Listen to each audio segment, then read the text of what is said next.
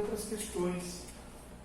Quando o Hamilton começa a falar sobre o trabalho de essência, o Marx trabalha isso, é muito importante entender algo que a Agnes Heller conseguiu, na sua fase marxista, sintetizar muito bem com relação ao pensamento de Marx.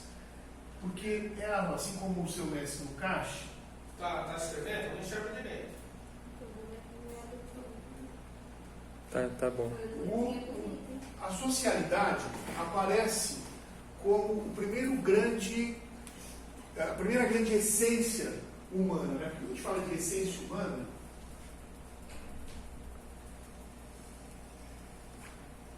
parece que a gente está sendo meio idealista, né? O Marx encontra elementos que compõem a essência humana. A primeira delas é a socialidade. Né? E é na socialidade que nós adquirimos, nesse processo, a linguagem, mas não a linguagem como essência, da forma como outros filósofos pensaram, como é o caso do Heidegger, né, que acaba tomando a linguagem como essência e aí inverte uma porção de coisas. Não é isso. A linguagem para Marx, ela aparece como consciência prática.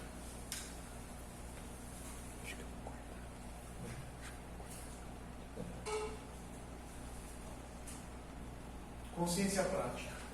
É a forma como a consciência se plasma no mundo, né? E ao mesmo tempo como nós acabamos aprendendo a desvendar o mundo. Isso a gente aprende dentro de uma esfera da socialidade. Qual é a importância deste processo? É que é exatamente neste processo que nós nos relacionamos com a nossa natureza interior,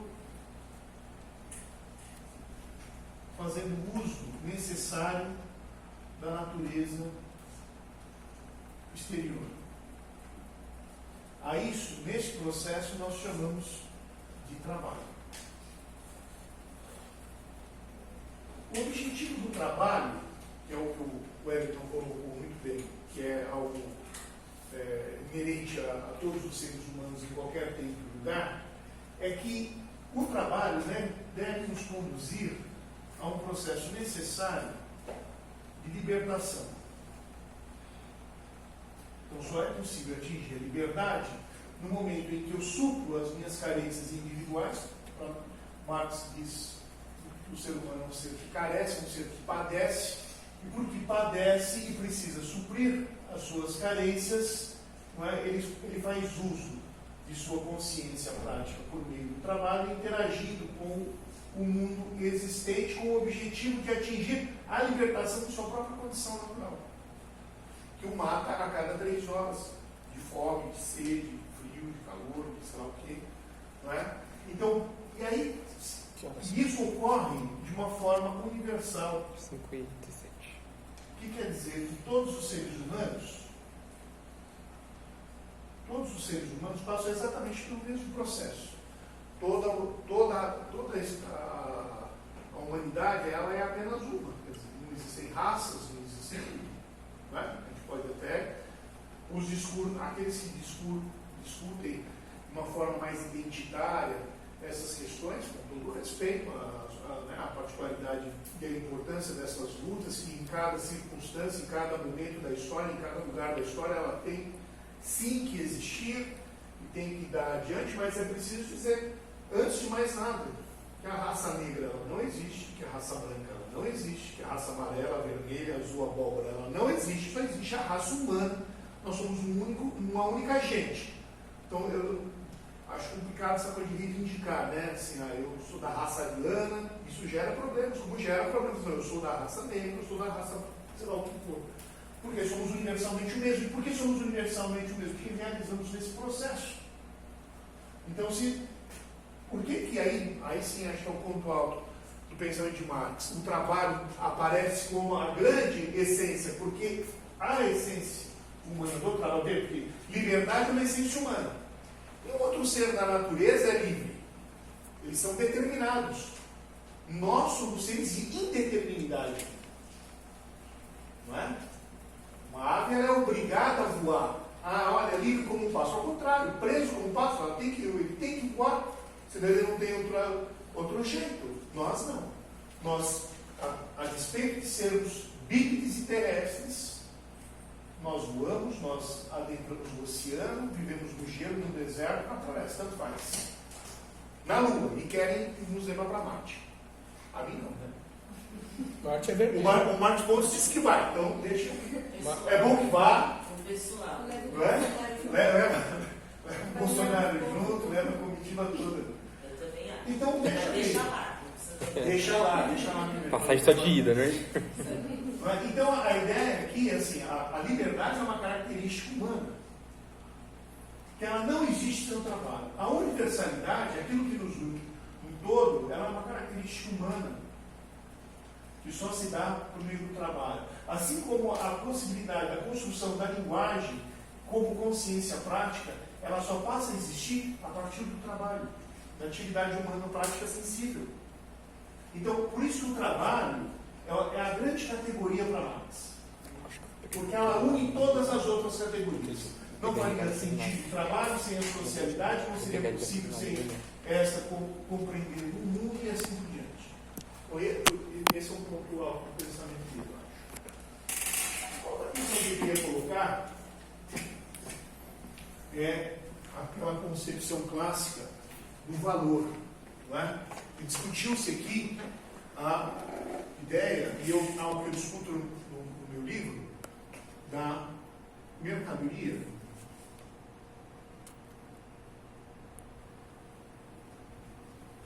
educação. Então, assim, quando a gente vai em passeata, né, um professor, já vimos isso várias vezes, acho que todo mundo aqui já foi, grita-se assim, né, lembra-se assim, governador, que baixaria, educação não é mercadoria, é mercadoria. É mercadoria. Vai pro YouTube, viu? Não, pode ir. Vocabulário. O quê? Sem expressões de baixo calão. Ah, é? Fudeu. Mas aí é liberdade de expressão. Hoje fica. Aí fudeu. É linguagem, é a verve. É que a gente quer atingir o maior número de pessoas. Mas aí se eu falar um palavrão, Mas se eles vão ficar bobo. Se tiver uma certa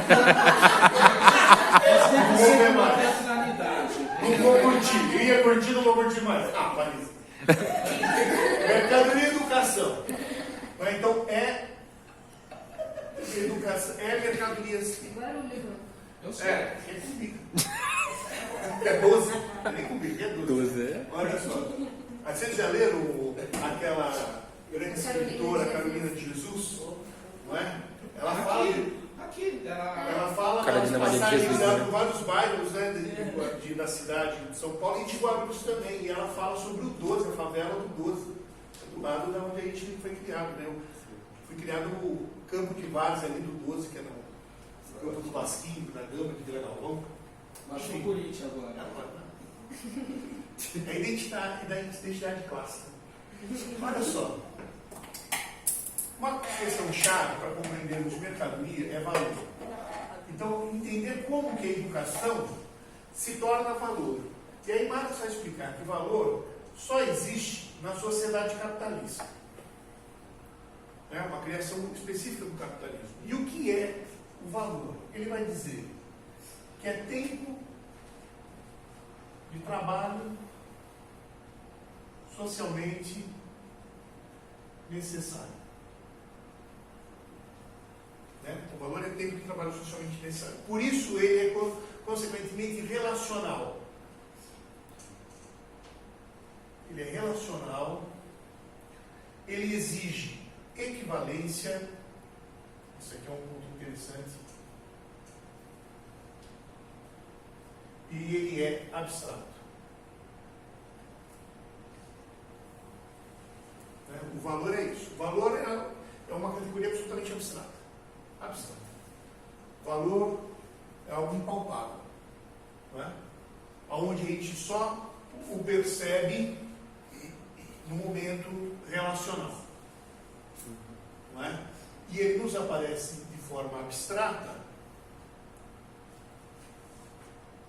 porque, como tempo de trabalho socialmente necessário, não é o indivíduo que que o realiza, mas outro que realiza, e não realiza, apesar de ser trabalho concreto, não para o seu próprio uso, mas para o uso de outro. Né? Então, se eu pensar na educação, como é que o valor, bom, tempo de trabalho socialmente necessário. O que eu sou na minha formação como educando, aprendendo. Eu sou alguém que estou adquirindo tempo de trabalho, adquirindo socialmente necessário, numa relação necessariamente de troca. Eu estou consumindo esse trabalho, estou pagando para estudar, estou pagando para que pessoas trabalhem, para que eu aprenda, para que eu some tempo de trabalho socialmente necessário a mim mesmo, que dramaticamente, a despeito de ser sujeito, sou também produto. Não é? Então, é o momento em que eu, como trabalhador, me constituo como mercadoria. Não é? Então, é nesse momento que eu adquiro valor. Vocês levantaram uma discussão ótima sobre essa coisa da uma formação, porque está vendendo diplomas, não está vendendo diplomas. Afinal das contas, é bem simples. A educação está se tornando commodity, foi feita commodity. Então, eu tenho aqui duas pessoas na plateia que estudaram, uma está se formando na USP, o outro já se formou, está fazendo mestrado. Não é? O cara passou 5 anos da vida dele para fazer um bacharelado. É filho da classe trabalhadora, estudou feito um filho da puta para poder conseguir passar na USP. Para poder passar na USP, ficou anos tentando, entrou, maravilha, o cara é sensacional, amo esse cara. Aí ele passou 5 anos, dos quais ele sabidamente conseguiu se organizar e morar perto da USP ou na USP, e lá o cara podia, no tempo livre dele, frequentar as palestras das maiores autoridades intelectuais no ramo da história e de qualquer outro ramo da ciência que poderia estar por lá. Fazia isso no horário livre, podia fazer isso de manhã, à tarde, à noite, quando fosse. Então, todas as autoridades do mundo confluem para a universidade mais importante da América Latina. Não é? A despeito disso, ele passou 5 anos estudando com os maiores pensadores do Brasil e da América Latina. Não é? Num conjunto de aulas que iniciava às 2 da tarde e terminava às 6 da tarde, 4 horas por dia, sistematicamente.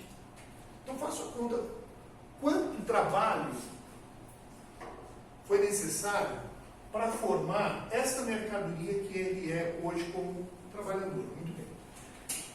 Já não podendo fazer isso, numa outra etapa da minha vida, eu estudei numa universidade menor. Não podia despender um tempo nem de inteligência que ele teve para conseguir se organizar, e a coragem para se organizar por perto da universidade, tocar a vida dele independentemente e estudar. Não pude fazer isso. Não tive a coragem, mas eram outros elementos. É a individualidade dele e a minha também. Né? E eu estudei numa universidade menor, na cidade de Guarulhos, no centro de Guarulhos, que é a Faculdade de Filosofia, Ciências e Letras. E lá fiz uma licenciatura de 3 anos. Entrando 7h30 da noite e saindo 10h30 da noite, 3 horas por tempo. Então, 3 anos, 3 horas, bem diferente. Diferentemente do acesso que eles têm, David Harvey não vai falar para mim, não é? Os grandes, o Mesaros não vai falar para mim, agora não vai falar para ninguém mais. Não é? Mas, enfim. Você ignora a dimensão da espiritualidade. Aí os caras inventam uma licenciatura que você pode fazer pela internet, com, não vou dizer que à distância, mas semipresencial, que você vai 1 vez por semana, 2 vezes por semana, e você tem disciplinas EAD. Você já tem menos valor de trabalho. Estão percebendo a quantidade de valor? Como o tempo de trabalho está diminuindo? Essa é a ideia. O tempo de trabalho socialmente necessário para a produção de uma mercadoria, você, trabalhador, professor, está diminuindo. Até o ponto que o camarada condensa e faz a licenciatura, pode fazer a licenciatura Em 1 ano, 2 anos, à medida que ele pode organizar com um curso completamente online, não é? Ele faz em casa, com todas as disposições das possibilidades de falcatruas típicas. Nem acho ruim isso, na verdade, né? Tipo, vou entrar no outro site, vou pegar a resposta ali, vou recortar e colar. A falcatrua é o curso. Se dane. A questão é que, assim, já está sendo fragilizado o tempo de trabalho socialmente necessário. Esse cara está desvalorizando uma mercadoria de baixo valor agregado,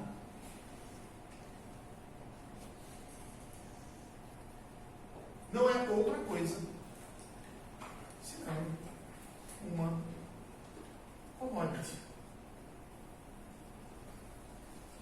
Uma commodity. Um produto de baixo valor agregado. Certo? Inclusive disposto na Bolsa de Valores. Para o mercado aberto. Vocês sabem que a Anhanguera, a Croton Anhanguera, o maior conglomerado educacional do planeta. É maior do que o da China. A China também tem esse processo. Mesma coisa. Só que a China, né? 1,5 bilhão de habitantes, 1 bilhão e 300 milhões, sei lá quantos. Tem 1,5 milhão de estudantes a Croton Anhanguera. 1,5 milhão de estudantes. Percebe? Aí a questão que fica é a seguinte: aonde é que você entra no mercado de trabalho? Você se forma como commodity. Aí você tem chance, lógico. Não é? Você tem mérito, não tem? Você não precisa fazer muito esforço, você faz uma especialização, um mestrado, um doutorado, que é lógico. Porque é fácil fazer um mestrado, abandonar tudo que você precisa fazer para existir e isso fazer uma droga de uma disciplina às 10 da manhã, na terça-feira. É lógico, você pode. Por que não? Claro que você vai fazer um mestrado. Claro que você vai fazer um doutorado. 4 horas da tarde, termina a sua disciplina, que começou ela a 1 hora da tarde, você pode ficar das 10 da manhã às 4 da tarde sem fazer absolutamente nada. Lógico que você pode fazer um doutorado, não pode? Todo mundo aqui pode, não pode? É para você fazer, não é? Lógico que não. Lógico que não, né? Então, como é que você se aperfeiçoa? Como é que você agrega valor? Agora, a questão é, aonde é que você vai se inserir no mercado? Essa que é a questão. Se forma a commodity, tá bom. Por quê? Porque lá no acordo lá atrás, desde o consenso de Washington, desde os acordos com o Banco Mundial, desses acordos que foram feitos lá ainda na época de Fernando Henrique para cá, das reformas da educação e que fez com que houvesse essas... Bom, acabou se estruturando a educação da forma que era uma porcaria também, não é que era bom, era uma porcaria também, agora é uma porcaria pior. Não é? Para que você seja número. Você me dá uma parte? Não. Você não volta mais nada. Tem problema. Já ganhei minha plateia, já ganhei meu ponto. Quem manda o certificado sou eu. Veja só. Deixa ele falar. O Wellington falou um número, né, assim, que faz a gente pensar pra caramba. Quer dizer, num país como esse, com todas as reformas necessárias, obrigado, 13 milhões de analfabetos absolutos. E quantos milhões de analfabetos funcionais que estão fazendo a universidade? Camaradas, um relato particular, os exemplos particulares não servem para explicar a totalidade, a não ser para ilustrar mesmo alguma coisa, sei lá, nos façam pensar em outras coisas maiores, mas realmente não serve para generalizar. Eu estava com a pedra maldita nos rins e fui ao médico. O convênio que a universidade me deu é o pior que vocês possam imaginar. Quando eu cheguei lá, fui atendido por pessoas absolutamente, assim, são trabalhadores, a gente entende, mas, cara, isso aqui, ó. Os caras estão fazendo curso de enfermagem à distância, meu. Enfermagem, estão tratando com o ser humano à distância. A mulher catou minha veia e fazia assim, ó. Fazia assim na minha veia, assim, ela picotou minha veia inteira, cara, minha pressão caiu, desmaiei. Então, assim, tem consequências. Na mesma semana Tem dos consequências. radicais. Agora, veja, essa é a mais dramática. Agora tem outras. Por exemplo, o outro dia eu peguei o telefone para resolver um problema da internet. Conversando com a pessoa, percebi que ela tinha um sotaque característico, perguntei simpaticamente de onde ela era, ela me disse que de Pernambuco. E aí ela falou assim, estou vendo aqui que o senhor é professor. Eu falei, sou professor. Falei, eu também sou professora. É? Mas, como assim você é professora? Você não está me atendendo no call center? Como? Você é professora e trabalha no call center? Eu falei, eu trabalho à noite, porque ela é de Pernambuco, por conta daquilo. Era na época do PT, né? Ainda. Aquele boom, Pernambuco se desenvolveu pra caramba, turismo pra caramba e tal. E aí o que acontecia? Como os trabalhadores tinham muita atividade à noite por conta do turismo, existiam creches à noite. E ela era à noite, ela era professora da creche. Quer dizer, que a gente sabe que nem professora é, com todo respeito a quem trabalha em creche, que merece todo respeito, merece muito valor, mas assim, a gente sabe como funciona esses lugares, né? Essas estruturas. Então, e ainda assim está ótimo, porque ainda assim ela consegue ser professora, mas não consegue abrir mão de ser call center, que é o pior dos trabalhos. A gente sabe, é onde se concentra o trabalho escravo, onde as relações são mais precarizadas. Doenças profissionais. Hã? Doenças profissionais. Quer dizer, um ambiente horroroso. Quer dizer, essa pessoa tem que fazer esse tipo de coisa. Não é? É o relato que abriu aqui o seminário do Wellington. Tá? O professor de extrema competência trouxe coisas absolutamente profundas, mas também é Uber. Tem que ser Uber. E quantos outros professores neste processo não estarão dobrando calças em shopping centers, não estarão nos salões de manicure, guardando o cabeleireiro, guardando o carro, guardando o carro, No banho no banho tosa e assim por diante. Você me dá só um pequeno parte? Não. Vai, pode Vai falar. É tipo luta de telequete aqui, a gente só faz pra plateia. Ele não aguenta, não adianta. Então, quando eu fui candidato a deputado, talvez eu volte assim um dia, nunca se sabe, eu tinha uma proposta de ensino superior pago. E ele gostou, inclusive ele votou em mim. Vocês concordariam com essa ideia de ensino superior pago? Depende. Eu acho que numa política progressista, o ensino superior deve ser pago ao aluno. Nós tivemos uma grande experiência em São Paulo do CEFAM, Centro de Formação de Magistério. Era uma experiência maravilhosa que aqueles filhos da puta vinculados ao posto. Aí, ó, não vou curtir o vídeo, peraí. Acabaram, porque é criminoso. Vai acabar com o canal. O filho do CEFAM foi criminoso. Esse vídeo tá lascado. Mas já mais atenção. Caneta azul, pronto. Pronto. Vocês ouviram que eu falei que a faculdade de Sumaré não recebia R$800 para cada aluno? O capitalista recebia um monte de aluno? Não seria mais. Se tinha dinheiro para pagar por aluno, por capitalista, por que não tem dinheiro para criar um subsídio ao aluno da universidade pública de origem da classe trabalhadora? Isso é política contracíclica, é antimercantil. Porque não basta só entrar no Instituto Federal, na UFABC, na Unifesp. O cara precisa se manter, precisa ter livro, precisa ter condução, precisa ter alimentação. Por que não o salário aluno? Cuba não tem coronavírus, inclusive. Por que não pensarmos aí a nossa organização vai colocar isso no seu programa, né? Por que não receber?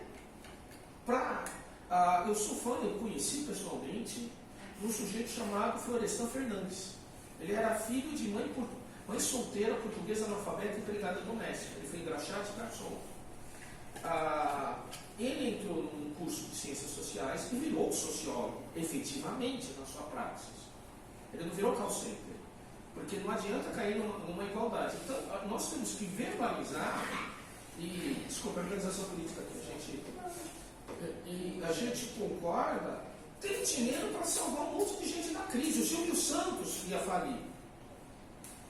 O Banco Pan-Americano, que era o operador financeiro, quebrou. Está aí, um sistema bosta de televisão. Agora que fizendo a merda, eu vou falar mais palavrões. Que contribui para a cultura nacional com o Ratinho defendendo a reforma da Previdência. Então, que não é a esmola para o aluno, não é política de pobreza, é política estratégica nacional, universidade pública. Aí sim é algo que a gente supera aquela coisa que o Wellington criticou. Desculpa, vamos você falar disso, porque aí tem uma outra questão aqui, camaradas. Isso aqui seria a primeira parte do Capital, eu trato isso no meu capítulo 2, porque o capítulo 1 do meu livro, eu fiz o levantamento, como disse o Paris, de todos os excertos que o Marx fez sobre educação ao longo do livro 1 do Capital, não de toda a obra, do livro 2, 3, que também não foi publicado a tempo, mas apenas do livro 1, não é? Isso é o primeiro capítulo. O segundo capítulo, o terceiro e o quarto, eu faço uma análise a partir dos capítulos 1, 2 e 3 do Capital, em que o Marx trabalha sobre a mercadoria, a circulação e o dinheiro. Né? Então, como que esses três elementos, que são a base, a estrutura, né? O núcleo duro do livro do Capital, como é que isso acontece em relação ao trabalho docente? Né? Então, eu vou mostrando qual é o objetivo do professor, qual é o papel dele, qual é a mercadoria dele, o que compõe os objetos de seu trabalho, quais são os elementos do valor do professor, o que ele produz como aula, como que isso entra como mercadoria, etc. Inclusive a apropriação, inclusive uma apropriação interessante, porque veja, o trabalho do professor ele ainda é um trabalho, né, numa esfera do ponto de vista individual, ele é absolutamente artesanal, e do ponto de vista estrutural da instituição de ensino, ele ainda é manufatureiro, né, de uma organização muito simples do trabalho, que deve significar, evidentemente, uma forma de organização e exploração do trabalho, mas ainda numa esfera muito primitiva. Acontece que as novas tecnologias possibilitaram você desenvolver o mais valor relativo. Porque o Marx desvenda, na teoria da mais-valia, ele fala a mais-valia, o mais-valor, né? Hoje as traduções dizem assim, o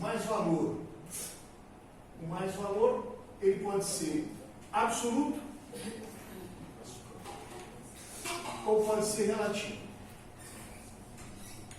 O absoluto, ele trabalha com o tempo do trabalho, ele amplia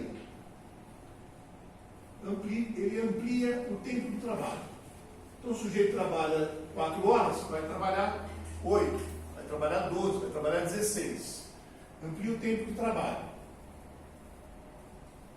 E o relativo? O relativo, inclusive, pode encurtar o tempo do trabalho, porque ele amplifica a capacidade produtiva com a tecnologia.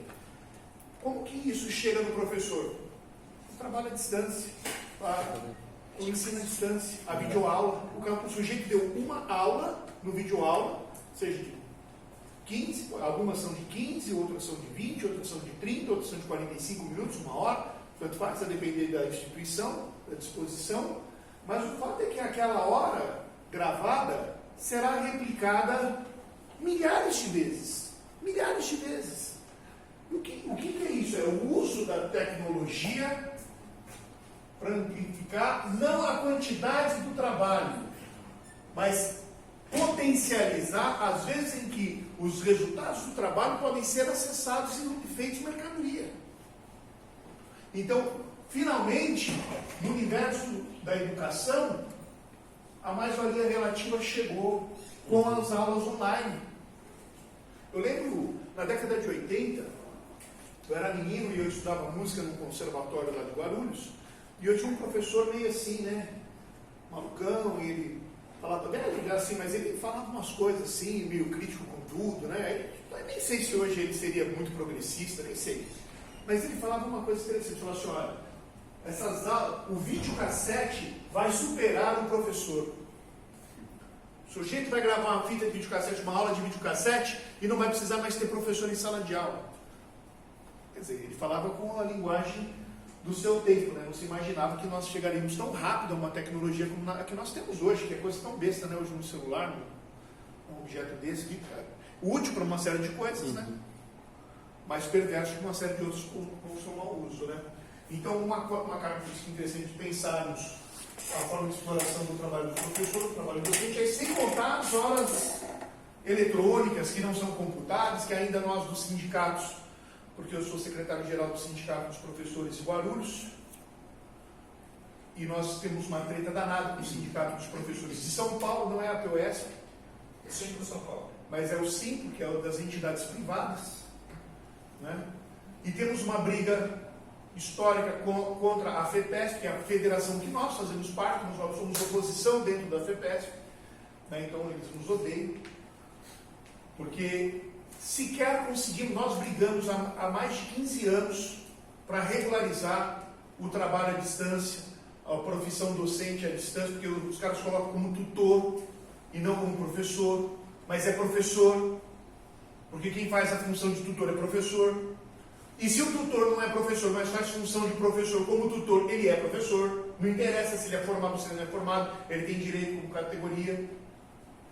Então não se regulariza isso. Não se regulariza as horas tecnológicas, essas que são necessárias você preencher diários online, você preencher plataformas, etc. Orientar alunos pelos recursos tecnológicos, informacionais, como que é o Milton Santos. Você está numa boa escola, não está? Você não tem essas plataformas todas? Quanto tempo você gasta com essas plataformas? Camaradas, dobrou o tempo, a jornada de trabalho. Nós conversamos com um professor de uma escola grande lá de Guarulhos, pagam bem, muito bem, inclusive, mas assim, exigem absurdamente. O cara contabilizou quanto tempo ele gasta em casa fazendo esse serviço online. Ele dobrou a jornada de trabalho. Dobrou.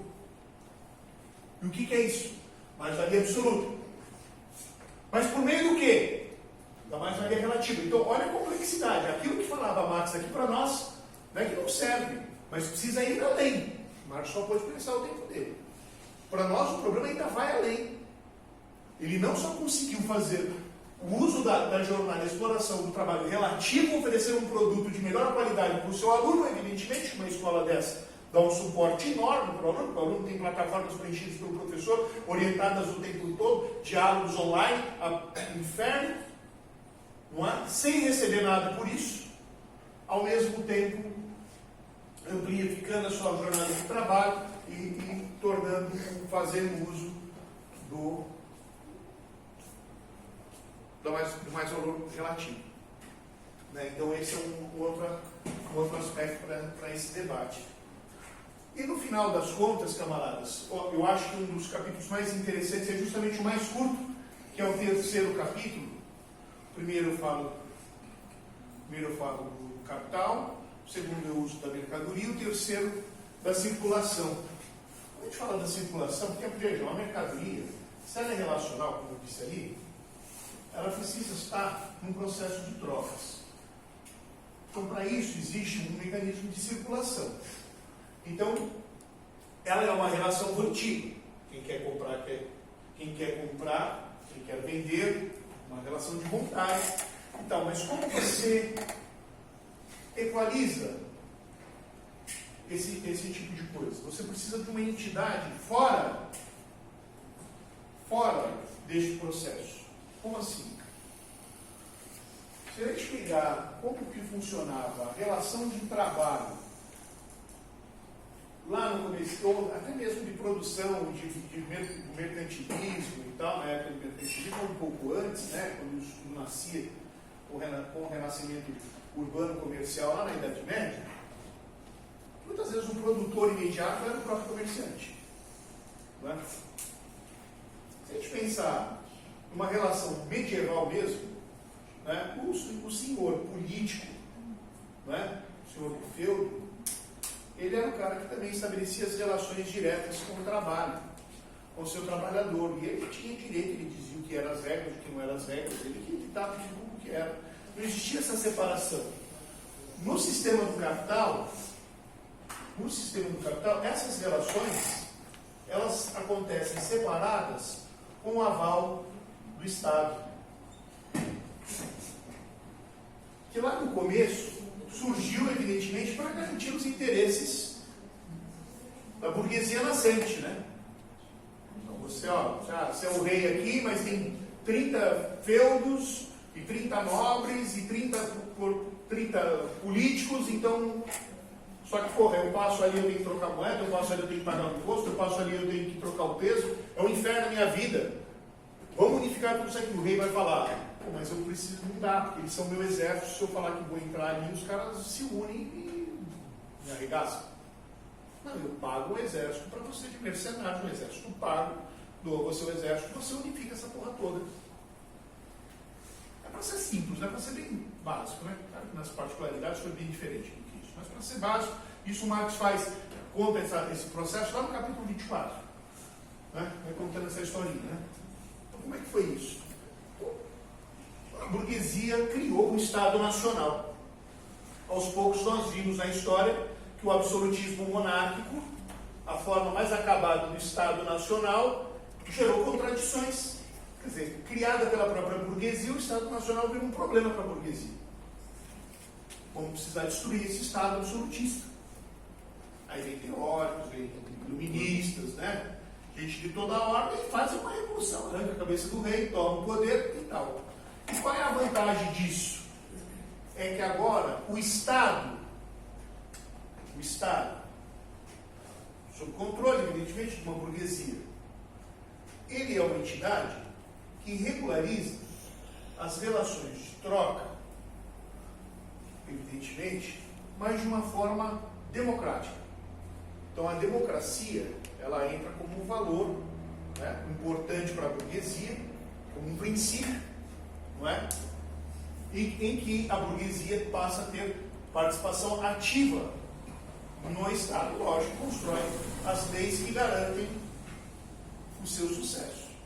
Claro que também, se nós estivermos falando aqui, por exemplo, burguesia e trabalho, ou melhor, vou colocar capital, né? Capital e trabalho, nessa relação do capital com o trabalho, essa mediação quem faz é o Estado.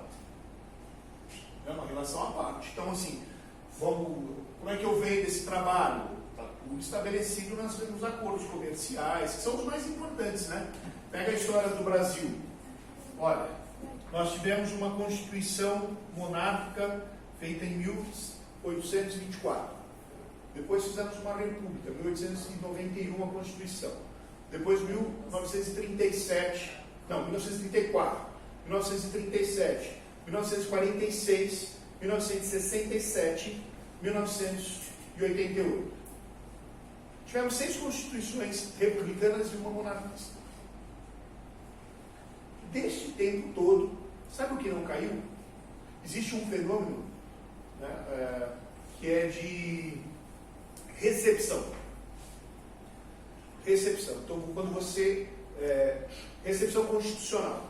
Quando você pega leis ou ordenamentos existentes do Estado anterior e transfere para o Estado novo. O Estado ele é fundado cada vez que um poder constituinte originário se forma e faz uma legislação, uma Constituição. É aí que funda o Estado. Então, se nós pensarmos na história da República do Brasil, nós tivemos 6 estados republicanos brasileiros. 6 estados. Mas só que todos esses 6 estados, mais o que era da monarquia, bem anteriormente, receberam o Código Comercial de 1850. O Código Comercial de 1850 estabeleceu as relações de comércio, todas elas, é o que hoje nós ainda existe o Código Comercial, até hoje, ele é o mesmo desde 1850. Percebe? Então ele não cai. Então o que é mais importante? O Estado, as leis que regem toda a República ou o Código Comercial de 1850? O Código Comercial de 1850. Então as relações de troca, elas são muito mais estáveis, elas são muito mais duradouras do que qualquer forma política.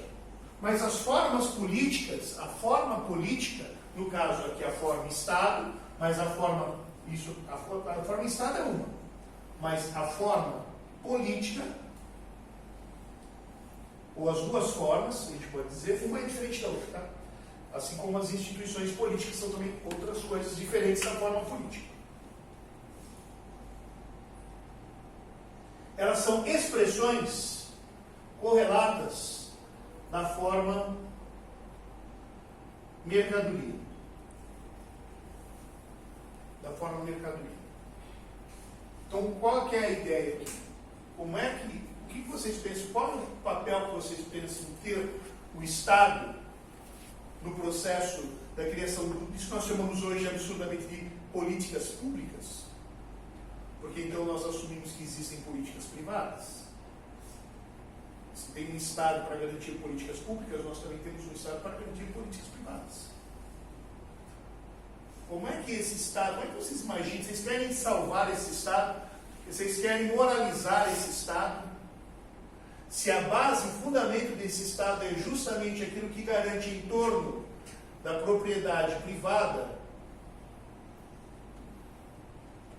toda a desigualdade existente, centrada basicamente entre capital e trabalho, qual o papel do Estado? O papel do Estado é fuder. Fuder. O papel do Estado é dar à burguesia tudo e aos trabalhadores nada. Fez muito bem o João Dória. Está gravando, né? Fez muito bem o João Dória. Usar o aparelho repressivo do Estado para espancar os funcionários públicos. Fez muito bem. Este é o papel do Estado. O Estado foi criado para isso. Ele usou perfeitamente.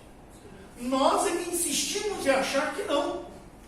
Na esfera da nossa luta hoje como trabalhadores, como organizações institucionalizadas, estamos brigando por direitos.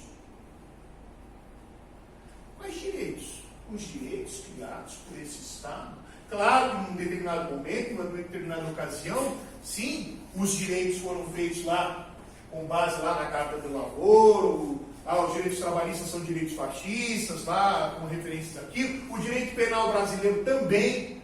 Até hoje, o direito penal brasileiro ele é um direito herdado do fascismo italiano. O nosso Código Penal é de 1941. É o mesmo Código Penal do fascismo italiano, é o mesmo. A Itália já mudou dela, mas nós ainda temos o mesmo. E agora com essa reforma da lei anticrime, só piora. Não debateu com a sociedade, enfim, é outro assunto. Mas veja, é desse Estado que você espera moralização? Faz lei antiterrorismo.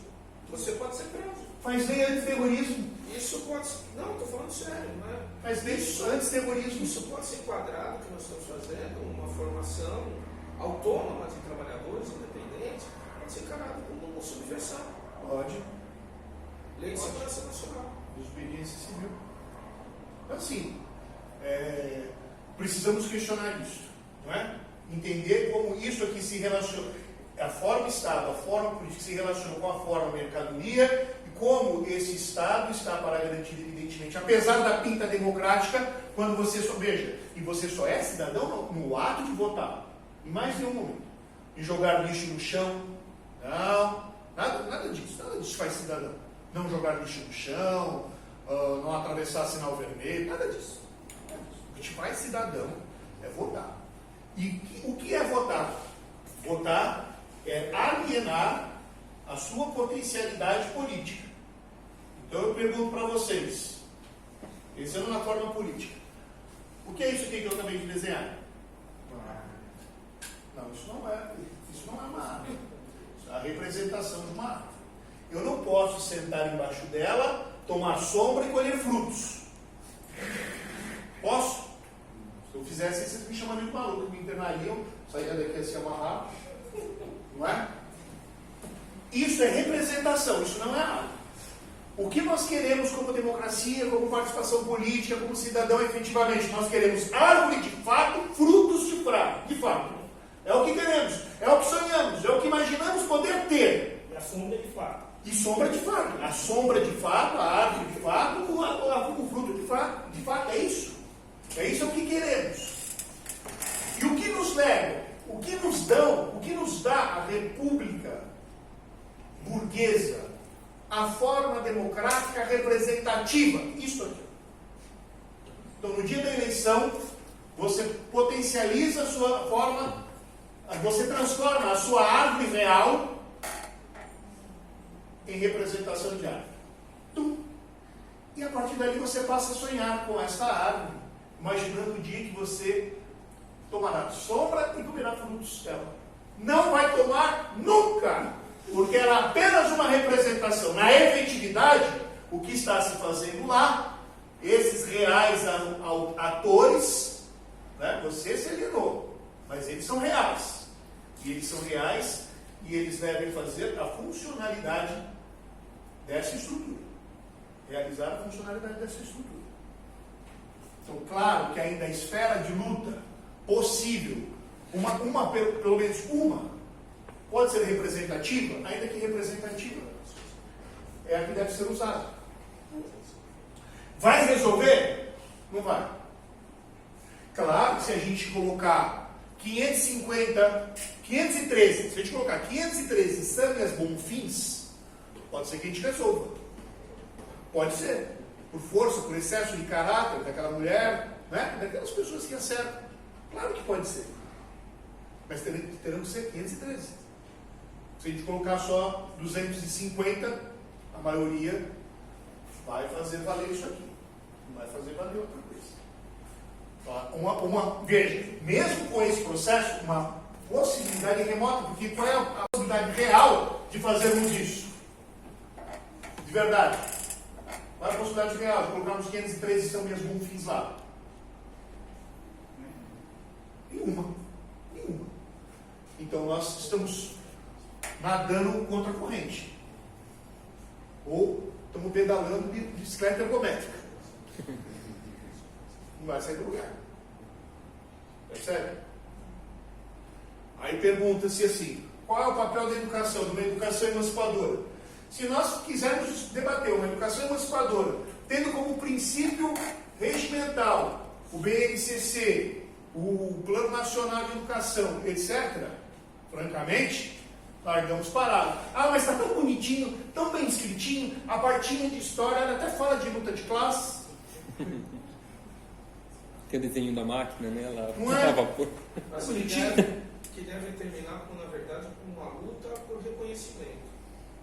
É que nem as pessoas que assistiram Parasita, você viu aí? Não assisti. Coreano, que ficaram horrorizadas com aquilo e estão pensando em fundar uma ONG para as pessoas não morarem em porão. Que horas ela volta? É o que horas ela volta. Bom, e aí vai. Então, agora a ideia é a seguinte. Qual é a possibilidade de uma educação emancipadora? Camaradas, a sala de aula ainda é artesanalmente sua. Claro que eles já tiraram de você a possibilidade de criar um plano de aula, já te deram um curso pronto, um apostilado, você tem que seguir aquelas diretrizes, fizeram tudo isso. Mas ainda assim, o espaço quadrado da sala de aula é teu. Então você pode dizer, nós temos que ser mau caráteres como capital. Essa é a nossa função revolucionária. Claro que você pode entrar na sala de aula dizendo que vai fazer tudo o que eles querem e chegar lá para fazer. Agora, com inteligência, evidentemente, né? Vai chegar lá para você, comunismo, porra! Já não vamos dar de prende. Você vai ser julgado também. Existe um provérbio espanhol muito legal. Eu obedeço, eu não cumpro. Então, porque assim, então eu acho que o básico era isso. E no final, no último capítulo do livro, só para terminar esse debate que a gente está tendo, porque esse livro foi construído ao longo de alguns anos, assim, na verdade, é um livro muito curto, né? Ele deve ser, se colocar assim na forma Word, deve ter umas 65 páginas, não acho que não mais do que isso, é bem pouquinho. São vários artiguinhos que eu fiz de 15 páginas, 10 páginas, coisas pequenas assim. Algumas eu publiquei em encontros, por exemplo, eu publiquei na revista do sindicato, o outro saiu na revista de economia da Universidade Federal de Minas, de Uberlândia, né? E aí, por aí vai. E aí outros eu completei e tal. E o último, na verdade, foi o primeiro que eu escrevi. O último que eu coloquei aqui foi o primeiro que eu escrevi. Que ele usa um palavrão horroroso, que é ontopositividade. A ontopositividade nada mais é do que você afirmar o ser, né? Um ser afirmado, né? Da relação mercado-educação, 2 pontos, negação do humano genérico. Então, se eu afirmo a relação mercado-educação, eu nego o humano genérico. O que é o humano genérico? O humano genérico é esse aqui. Ó. Então, claro que o nosso sonho é poder realizar isso aqui, nós nos realizarmos, e é claro que nós, como professores, numa certa medida, em determinadas condições, nós conseguimos realizar todas essas etapas. Não é? Ainda que o nosso trabalho seja intelectual e tal, não é uma coisa prática de mão na coisa, né? Mas assim, é social. Nós exercemos socialidade quando ensinamos, nós aprofundamos a linguagem e tornamos a linguagem com ciência prática, ou seja, os alunos aprenderão determinadas categorias, determinados conceitos para o uso prático em suas vidas objetivas, isso acontece. Claro que esses alunos estão se formando, estão se preparando para um ingresso no mundo do trabalho, né? Nós estamos participando disso aqui tudo, né? Claro que isso visa liberdade, é maravilhoso quando um aluno vira para você e fala assim, professor, vou fazer teatro. Não é? Professor, me encontrei, vou fazer história. Coitado. Mas vou fazer. Não é? E assim vai, quer dizer, o cara se identifica e fala, não, vou fazer o que eu amo, essa porra desse moleque. Não é? Um trampo de desgraçado de arrumar geladeira de McDonald's, que o cara falou, não, estou infeliz fazendo essa merda, que eu vou ser professor de história, o cara é maravilhoso. Não é? Cada um de vocês aqui, que eu não conheço a história, eu tenho certeza que cada um de vocês é esse processo. O Hélio, brilhantemente, fez uma apresentação aqui para nós. Não é isso? Então, é claro que a gente quer isso, mas é claro também que o capital vai perturbar a nossa vida. Aí eu peguei um artigo, esse último artigo diz o seguinte, eu peguei duas matérias de jornal, que elas são complementares, sabe aquela coisa do Estado? Eles dão uma matéria e depois colocam uma matéria opinião. Eu acho que era assim, eu não me lembro mais. E aí, o que era a matéria? Falando sobre a educação. Foi naquele contexto que surgiu um vocabulário chamado neném. Neném. Hoje todo mundo fala isso. Todo mundo sabe, né? Nem trabalha, nem estuda. Foi quando surgiu isso, porque era derivação de uma crise que se percebia na Espanha e em França. Então não é uma coisa. A jornalista edicionais ela coloca como se fosse a categoria que ela criou. Já existia essa categoria. Né? Já era tratado assim na França e na Espanha. Bom, muito bem, ela pega o mesmo conceito e aplica no Brasil. Quem vai fazer a análise e aparece ao longo da matéria? Um economista, um gerente de RH, uma jornalista que é especialista em relações de mercado e não tem um professor. Não tem que professor. Ela entrevista uma aluna que desistiu de estudar para ir trabalhar. E o que eles reforçam na matéria? Que a educação deveria competir para o mercado de trabalho. O tempo inteiro. Claro que sim, ninguém aqui é retardado de achar que não, que a gente está formando alunos institucionalmente, formalmente, etc., com diplomas, comprados ou não, que não seja para entrar no mercado de trabalho, porque essa é objetivamente a relação que nós estabelecemos no mundo, evidentemente que é isso.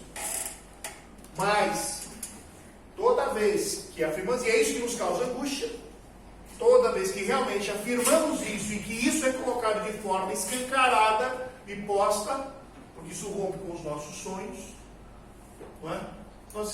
Isso rompe com os nossos sonhos, e nos frustra porque nós estamos diante da negação do humano genérico. Nega a condição humana. Por quê? Afirma a coisificação dos homens, ao passo que afirma a humanização das coisas. Não é? E eu vou te dizer, isso é terrível. Para mim isso é terrível. Vou fazer uma confissão particular. Eu estou no segundo ano de Direito. E assim, desde o primeiro semestre, tudo que a gente estuda em Direito Civil é o direito das coisas, e o direito dos sujeitos. Dos sujeitos de direito. Sujeitos de direito e direito das coisas. Tudo aquilo que Marx faz da crítica à filosofia de Hegel, nem precisa ler ela inteira, que é um livro muito chato, muito denso, não é? Em algum momento vocês leem, agora vocês realmente tiveram mas porra nenhuma para fazer, leiam. Mas leiam especificamente a introdução que está no final do livro. A introdução aparece depois, né? A introdução à crítica à filosofia do direito de Hegel. Ali está a síntese de tudo que ele escreveu, tudo que ele poderia ter economizado. Ele economizou em 10 páginas o que ele fez em 250. Ele faz em 10. Maravilhosamente, muito melhor. Muito mais didático, muito mais... Leiam essas 10 páginas. Introdução à crítica à filosofia do direito de Hegel. Onde ele vai mostrar isso. E quando você fala, por exemplo, das questões penais, eu estou gostando muito da área de criminologia, estou fazendo uma extensão na área, que é uma área que rompe completamente com o direito penal. Criminologia não tem nada a ver com o direito penal, por incrível que pareça. Não é? Mas quando você trata do direito penal, o que é o direito penal? O direito que trata dos crimes. Que crimes? Crime contra patrimônio, contra a pessoa. O artigo 121, não matar. Ou melhor, matar alguém. Né? Matar alguém, como aparece a matéria. Matar alguém. A questão que se põe, quando nós pensamos na forma política e a forma do Estado, a forma política, a forma mercadoria, é também a forma jurídica.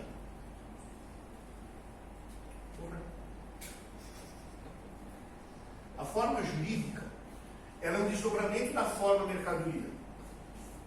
Matar alguém é um problema, não é porque alguém simplesmente perde a vida, isso já seria dramático, terrível, mas porque esse alguém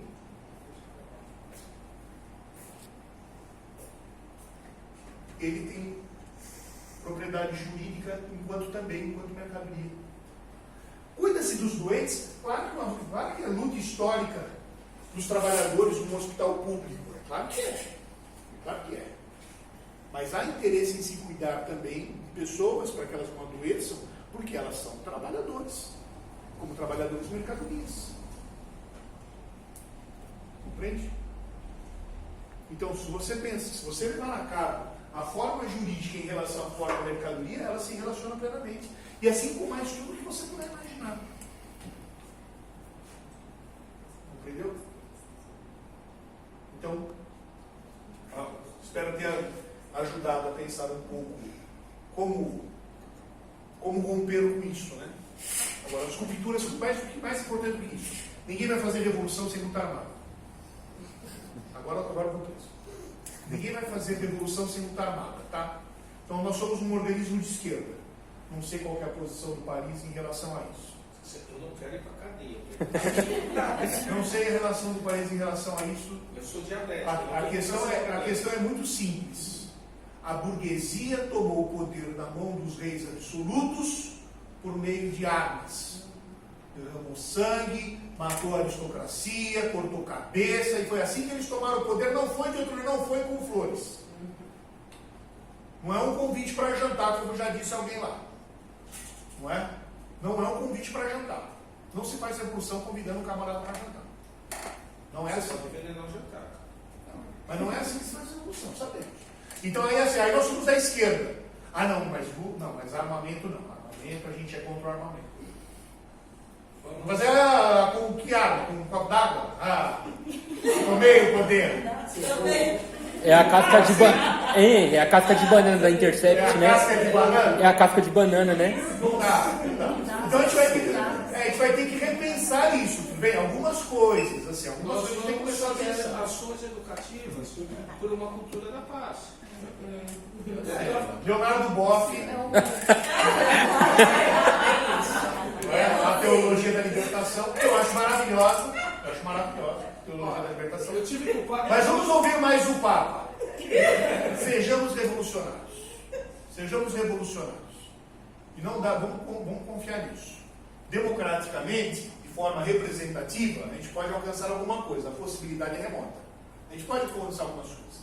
Pode haver progressismo? Pode. Lutar por direito é progressista? Sim. Se você pegar o Marx acreditava que está ali, ele falando que as conquistas dos trabalhadores ingleses no século XIX tinham sido tão elevadas que aquilo poderia sim, a um prazo médio, levar a Inglaterra a uma transformação completa. Porra, mais petista do que isso. É absurdo, cara. É absurdo. É absurdo, pessoalista. Hoje pessoalista, que é um rabo do PT também. Não é? Então assim, pensa isso naquela época. Ele acreditava que era possível, mas claro, foi possível? Claro que não, porque a burguesia é muito mais ardilosa do que isso. Claro que você também sabia, não era burro, mas muito mais ardilosa a classe dominante. A gente não pode subestimá-la. Então vamos pensar nos limites. Então eu acho, claro, a grande questão revolucionária para nós é assim: vamos propor uma saída comunista, isso é outra bobagem. Claro que por princípio nós somos. Claro que por princípio nós somos comunistas. Todo mundo que acha. Imagine que seja. Mas nós vamos propor o comunismo. Não. Nós vamos propor, dentro das condições objetivas, mudar as coisas que são precisas ser mudadas imediatamente. Esse é o máximo. Se a gente quiser fazer uma revolução verdadeiramente, vamos ter que pegar e vamos ter que matar a burguesia. Ponto. Acabou. Vamos ter que destruir o Estado também. Nós somos comunistas, hein? Viva a União Soviética, viva Cuba. Não, eles vão destruir o Estado, eles vão destruir a propriedade privada, eles vão destruir o salário. Não destruíram. Podem ter se elevado a uma condição muito melhor do que a nossa. Podem estar num processo histórico muito mais avançado do que a gente. Mas ainda não romperam. Ainda não romperam. Aquilo foi lindo, a história é maravilhosa, mas não romperam. Se a gente vai realmente querer pensar alguma coisa transformadora, revolucionária, nós vamos ter que pensar mais do que isso. Beleza? Chega. Amém?